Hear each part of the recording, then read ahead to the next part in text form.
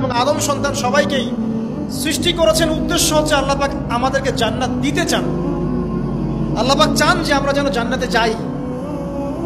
যদি আমরা জান্নাতে যেতে না পারি পরকালে, একটা কারণে যেতে পারবো না, অনলি একটা কারণ, সেটা হলো আমাদের নিজের দোষে।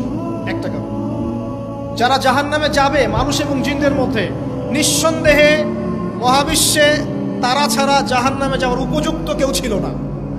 ও জাহান্নামে যাওয়ার উপযুক্ত ছিল বলেই আল্লাহ পাক তাকে জাহান্নামে পাঠাবেন।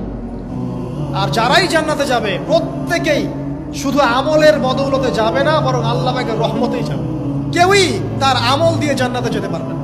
নবী সাল্লাল্লাহু আলাইহি ওয়াসাল্লাম এমন ভাষ্য বলছেন, ইল্লা আনা, আমিও না, ইল্লা বিরহমাতিল্লাহ, আমিও নয়, তবে আল্লাহ পাকের দয়া আমাকে ঘিরে ধরবে। আল্লাহ পাকের রহমত যাদের উপরে বর্ষিত হবে তারাই জান্নাতে যাবে ইনশাআল্লাহ। কে আমল দিয়ে যেতে পারবে। যত আমলই করি বলা যাবে না এই আমলের বদৌলতে জান্নাতে যেতে পারবো। আল্লাহ পাক দয়া না করলে হবে না। আল্লাহ পাক চান যে আদম সন্তান যেন জান্নাতেই যায়।